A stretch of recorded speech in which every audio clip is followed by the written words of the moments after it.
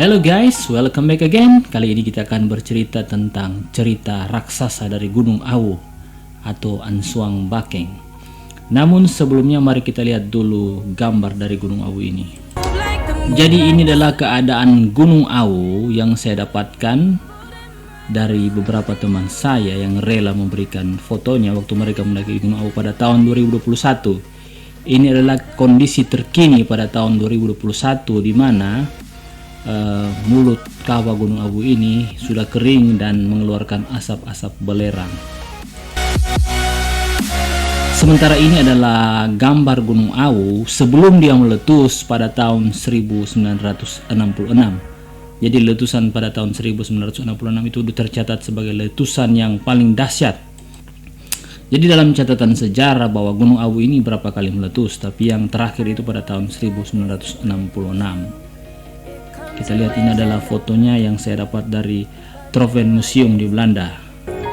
Sementara ini adalah foto Gunung Awu dari zaman Sending, di mana Anda bisa melihat bahwa di kawah Gunung Awu ini masih ada air dan masih terbentuk sebuah danau, sehingga orang-orang pun masih menggunakan rakit untuk masuk ke dalamnya. Mungkin di sini masih ada ikan-ikan. Jadi ini sudah berbanding terbalik dengan keadaan sekarang, di mana mulut Gunung Awu atau kawah Gunung Awu tersebut itu sudah mengering dan sudah berbau belerang atau mengeluarkan asap.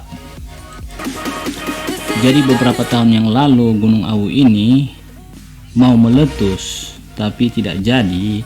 Itu dikarenakan karena doa dari masyarakat yang menginginkan bermohon kepada yang kuasa agar supaya gunung ini tidak jadi meletus. Jadi para peneliti dari Badan Meteorologi Manado dan Bandung serta dari Surabaya itu sudah datang ke Tahuna dan mereka meneliti bahwa sebenarnya gunung ini sudah mau meletus tapi tidak jadi meletus. Jadi itu kita syukuri sebagai suatu karunia dari Yang Maha Kuasa. Namun di balik dari Gunung Awu ini ada suatu cerita rakyat yang sudah sangat populer di kalangan masyarakat dan sudah ditulis oleh beberapa penulis dalam buku-buku cerita anak-anak SD. Tapi ini memang kita simak agak menarik ceritanya. Memang versinya sama. Jadi kisahnya seperti ini. Jadi dikisahkan bahwa, jadi saya akan membacakan ini dari tulisan warisan sejarah ya. Saya membacakan dari bukunya langsung. Saya akan membacakan langsung dari sumber tuanya, yaitu sumber warisan leluhur.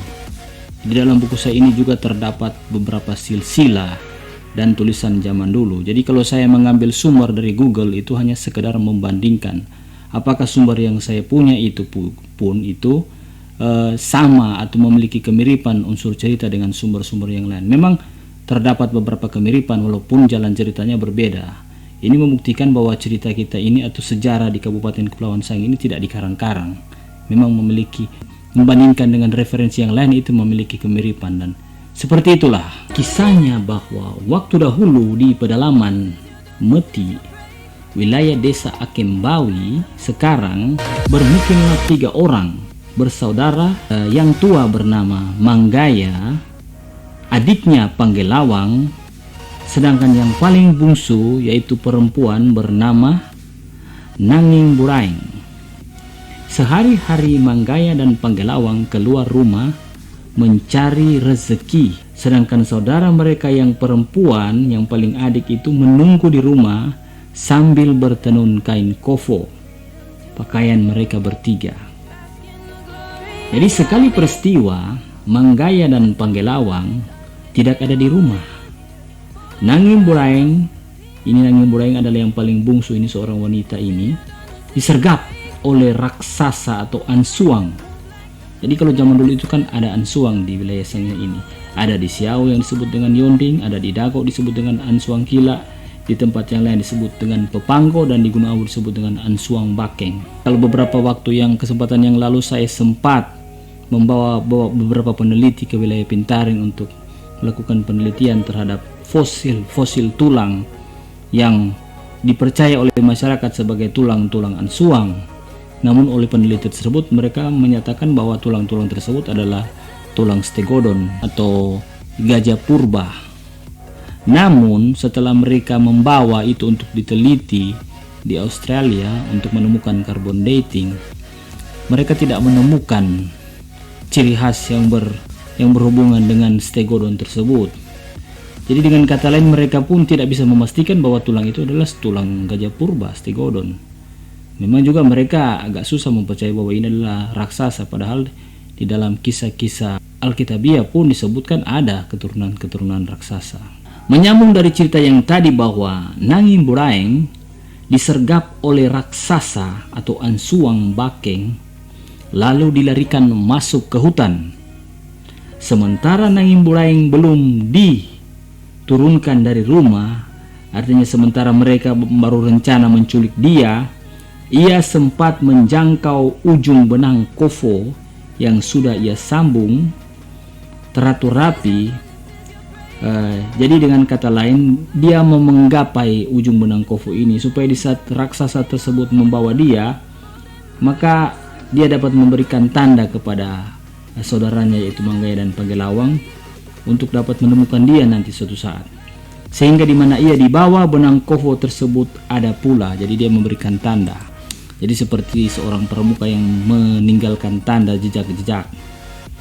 Manggaya dan Panggelawang tiba di rumah. Dia melihat bahwa ada sisa benang kofo di tempatnya yang tinggal sedikit sekali. Jadi serta melihat kain kofo tersebut, maka Nanging Buraeng sudah tidak ada di rumah. Jadi mereka mengecek, Manggaya dan Panggelawang ini sudah mengecek bahwa Nanging Buraeng tidak ada di rumah. Dan mereka berdua ini pada saat itu juga langsung bergegas menuju ke hutan dan mereka mengikuti jejak-jejak yang ditinggalkan oleh Nanging Buraeng adik mereka berikut. Jadi Manggaya dan Panggelawang ini akhirnya membuntuti benang-benang kofo ini yang diberikan tanda oleh si Nanging Buraeng ini. Berapa buah gunung keduanya lalui, barulah keduanya dapat melihat rumah besar dan tinggi di ujung sebelah sana. Keduanya baru duduk melepaskan lelah. Sesudah melepaskan lelah, barulah keduanya berjalan seperti biasa menuju rumah raksasa. Dekat dengan rumah raksasa terbentang sebuah ngarai. Jadi ngarai sangat dalam, dan di atas ngarai itu terpancang kayu besar bulat panjang yang dipakai oleh raksasa sebagai jembatan. Dan dari situ sudah tak jauh lagi rumah raksasa. Jadi ketika Manggaya dan Panggelawang sampai ke dalam rumah raksasa Bakeng Ansuang, jadi disebut dengan Ansuang, si Ansuang Bakeng itu mendengar Manggaya dan Panggelawang ini datang di rumahnya. Dan si raksasa ini berkata dalam bahasa daerah, bahasa Sangir, "O kai pia darurung kalu tamata." Kalu tamata artinya manusia. Jadi terjemahannya begini, "Oh, ada bau manusia." Terus dijawab oleh Panggelawang, "Kami datang kemari karena kami mendengar bahwa Datuk berdua menghadapi pekerjaan besar." Jadi ini Manggaya dan Panggelawang ini mengatakan sebuah dalil, alasan kenapa mereka datang. Ini adalah suatu teknik. Kami berdua biar hanya memasak makanan Datuk berdua. Nah, jadi mereka berdua ini seolah-olah bukan saudara dari Nanging Buraeng. Oh, kami berdua ini mau mencari pekerjaan, ini seperti itulah. Jadi setelah raksasa Bakeng mendengar jawaban Panggelawang ini, ia terbahak-bahak dengan suara menggelegar sambil berkata, "Alangkah baiknya jika begitu." Oke. Dan kedua, cucu naiklah kemari ke dalam rumah. Tapi Panggelawang berkata, "Biarlah kami berdua di dapur saja." Keesokan harinya, setelah makan pagi, raksasa Bakeng dengan bininya keluar rumah, jadi pergi ke kebun mungkin. Nah, Bakeng memerintahkan, katanya, "Jika kalian mau memasak, ambillah padi." Jadi padi ini maksudnya padi ladang atau orang Sangir menyebutnya dengan emeh. Jadi kalau pada zaman dahulu guys, orang Sangir itu lebih sering memakan padi ladang ketimbang memakan sagu. Karena sagu ini adalah tumbuhan yang dapat dipanen 15 tahun sekali. Tidak seperti pohon kelapa, berbuah setelah 15 tahun, dipanen selama puluhan tahun. Tapi sagu atau humbia ini bertumbuh selama 15 tahun, dipanen dan ditanam lagi dan ditunggu lagi selama 15 tahun.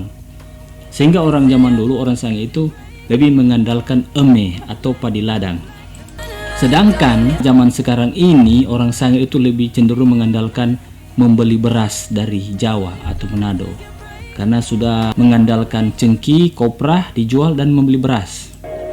Jadi si Ansuang Bakeng berkata, ambillah padi dalam bakul dan lauk pauknya, tangkap sajalah satu dalam kandang.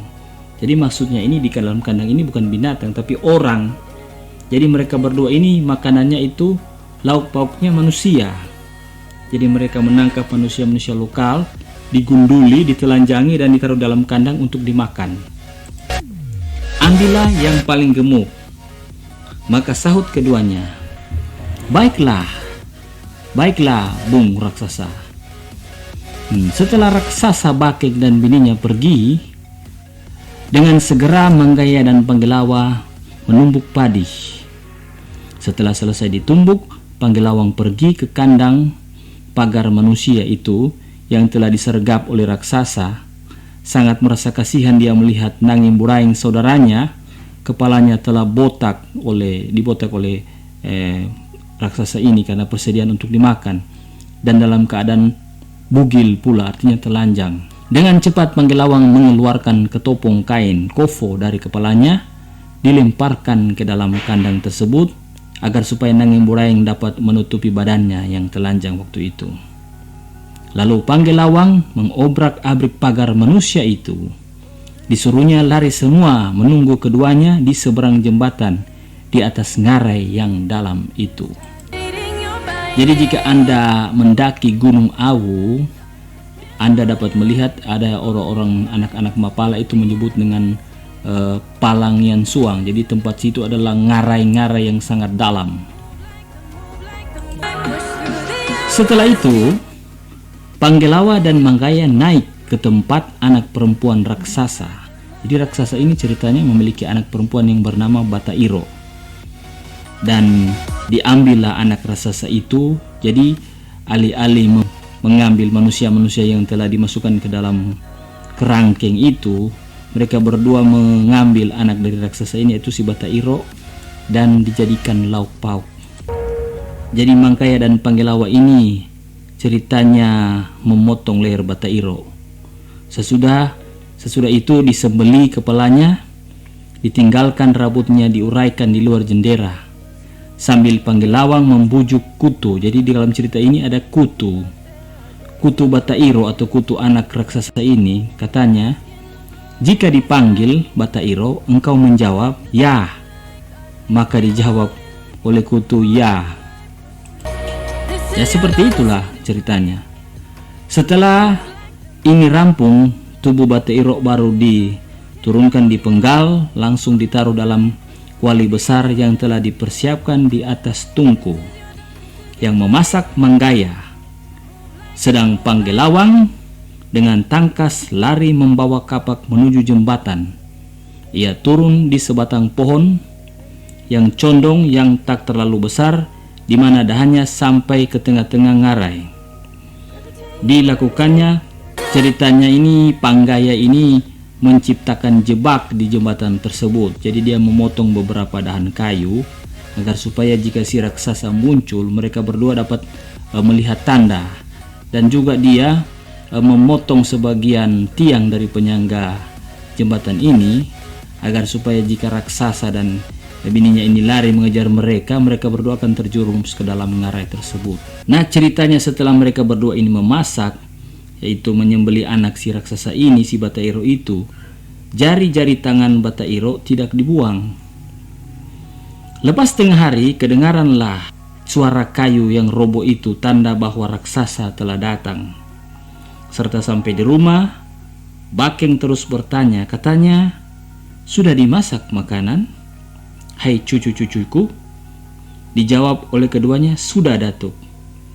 Sesudah menanyakan soal makanan, Bakeng memanggil anaknya Batairo. Katanya, Batairo. Dari atas tempat tidur Batairo menjawab, maksudnya menjawab bahwa oh ada.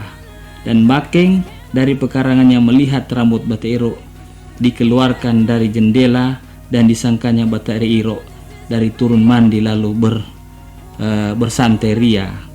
Kemudian dari itu raksasa laki bini mulai melahap makanan dan lauk pauknya masing-masing. Mereka tidak menyadari bahwa itu adalah si Batairo yang telah disembelih oleh Manggaya dan Panggelawang. Lalu datanglah seekor burung sementara mereka berdua makan, hinggap di ujung bambu rumah raksasa itu dan berkata, jadi burung ini memberikan isyarat dalam bahasa daerah bahwa, hei jangan makan, itu adalah si Batairo, dengan dalam bahasa daerah. Tetapi raksasa ini belum curiga. Sampai pada ketiga kali burung ini pun tetap berkata, jadi burung ini yang disebut dengan burung karyawo. Sampai ketiga kalinya burung tersebut berkata bahwa, hei itu adalah Batairo. Dan akhirnya raksasa ini pun menjadi curiga dan dia memeriksa bahwa ada jari-jari Batairo yang ada di dalam tungku makanan itu. Dan ceritanya ia terus berhenti makan dan cepat naik tangga melihat anaknya Batairo kalau masih ada. Jadi anak Batairo ini ceritanya ini masih kecil, masih bayi lah. Jadi bersamaan dengan raksasa naik tangga melihat si Batairo, Manggaya dan Panggelawang lari persis ke seberang jembatan. Akhirnya kedua raksasa tadi, laki bini, turun dari rumah serta dikejarlah mereka ke seberang jembatan. Jadi akhirnya si raksasa ini dan bininya ini menjadi marah dan mengejar mereka bertiga ini dan beberapa orang sampai ke seberang jembatan. Dan mereka melihat bahwa Panggelawang dan beberapa orang tawanan itu sudah berada di seberang jembatan. Saking emosinya, Bakeng dan bininya ini, Ansuang ini, mereka lari dan melewati jembatan tersebut. Dan mereka, karena Panggelawang ini sudah membuat jebakan yaitu memotong tiang dari jembatan, maka jatuhlah si Ansuang Bakeng ini, raksasa yang besar ini, dan si bini dan bininya ini sampai ke dalam jurang. Jadi dikatakan di sini adalah ke dalam ngarai yang sangat dalam. Nah, sementara sebelum menghembuskan nafas terakhir, si Ansuang ini sempat bicara. Artinya ini mengeluarkan kata-kata serapah raksasa Bakeng kepada Manggaya dan Panggelawang. Begini kata-kata mereka, "Kaalau kahebi ikan dua makoa mata ngawu, sini sarung menaka pepapulungi ruah." Nah, ini dalam bahasa Sangir. Terjemahannya, saman berganti saman, kami berdua akan menjadi gunung api di sini dan kelak akan membumi hanguskan segala keturunanmu. Nah, dengan tangkas dijawab oleh Panggelawang begini, "Ya, saman berganti saman. Jika kalian berdua menjadi gunung api di situ, maka kami berdua akan duduk di ufuk timur, memanggil angin timur laut untuk menerbangkan api jauh ke tengah laut." Yang dalam bahasa daerah begini, maing kai lai ka allo kahabi, maing rua makwa mata ngawu sene, ikan dua mayang supungu raki, mekui yanging laswiki, ipe hipeng putungu awu, dua sarang laude. Jadi artinya bahwa jika kalian berdua raksasa ini menjadi mata gunung awu yang rencananya akan mengeluarkan lava untuk membumi hanguskan keturunan dari Manggaya dan Panggelawang, mereka berdua akan menjadi angin timur yang keras untuk menerbangkan api dari gunung awu tersebut ke arah laut sehingga tidak membahayakan keturunannya. Dan berakhirlah kata-kata Panggelawang ini, berakhir pula riwayat hidup dari Bakeng. Jadi ini bukan suatu cerita yang kurang dikenal, tapi cerita yang sudah sangat populer. Oke, jadi kira-kira seperti itulah. Dan Anda bisa mendengar cerita ini dan Anda bisa menceritakan kembali kepada anak cucu Anda, sekedar menghibur dia supaya dia tertidur pulas. Oke, thank you for your watching and sorry for kata-kata yang kurang berkenan, dan don't forget to subscribe.